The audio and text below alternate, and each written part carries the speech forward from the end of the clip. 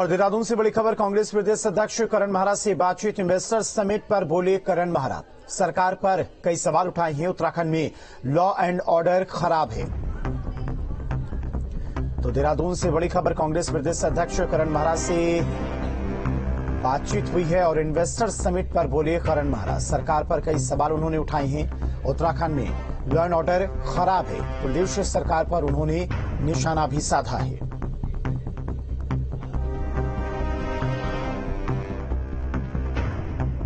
बातचीत करने के लिए प्रदेश कांग्रेस अध्यक्ष करण महाराज जी हैं और राज्य के तमाम मुद्दों पर उनसे बातचीत करते हैं। करण जी, सरकार पूरे जोरों शोरों से इन्वेस्टर समिट की तैयारी कर रही है और इनकम डबल करनी है, 2.5 लाख करोड़ के आसपास के एमओयू साइन करने का, और निवेश यहां आ जाए इसको इंश्योर करने के लिए मुख्यमंत्री अपनी टीम के साथ आज भी अहमदाबाद हैं और लगातार देश विदेश में दौरे हो रहे हैं। आपका क्या दृष्टिकोण है इस इन्वेस्टर समिट को लेकर? इसमें दो चीजें देखने वाली हैं। एक तो मुझे लगता है कि केवल एमओयू करना इस बात का द्योतक नहीं हो सकता कि इन्वेस्टमेंट आ गई है, क्योंकि त्रिवेंद्र रावत की सरकार में भी पूरा इसी तरीके का ड्रामा हुआ था, इसी तरीके के मीट हुए थे, इसी तरीके से एमओयू हुए थे और होर्डिंग्स लगे थे 7 लाख लोगों को रोजगार देने के। वो कहीं कुछ देखने को नहीं मिला।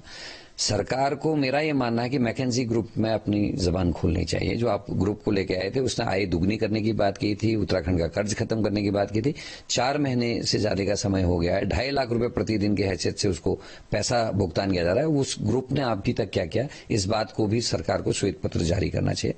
दूसरा, ऐसी कंपनीज जो ऑलरेडी उत्तराखंड में काम कर चुके हैं, जिसके मनसा देवी वाले प्रोजेक्ट में लोगों ने हंगामा भी किया था और उसमें फिर सरकार को अपने कदम पीछे खींचने पड़े थे, रुपए का काम था, उस कंपनी का ऑफिस गाजियाबाद में भी है। वो कंपनी कलकत्ता बेस्ड कंपनी है। ऐसी कंपनी को लंदन ले जाके एमओयू करने का क्या औचित्य था? ये लोगों के लिए शंका बढ़ाने वाले कारण है। जो मेरी समझ में आता है वो कारण ये है कि हमारे रोडों की स्थिति ठीक नहीं है, लॉ एंड ऑर्डर ठीक नहीं है। अंकिता मर्डर केस से लेके बिपिन रावत से लेके तमाम इस तरीके के केसेस हैं, आतंकवादी पकड़े जा रहे हैं।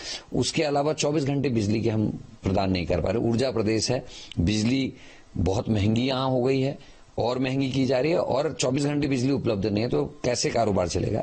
जरूरत पड़ी तो आप फिर डायलॉग करेंगे, टेबल टॉक करेंगे मुख्यमंत्री के साथ? निश्चित ही जरूरत है और मैं वो जैसे ही उनसे समय मिलेगा मैं उनसे मिलकर इन सभी विषयों पर दोबारा से चर्चा करना चाहूंगा और तरक्की के लिए कोई भी हमको सुझाव देने पड़ेंगे तो हम उसको निश्चित ही देंगे। अपने सहयोगी कैमरामैन सोनी कुमार के साथ न्यूज स्टेट के लिए देहरादून से अजीत सिंह राठी।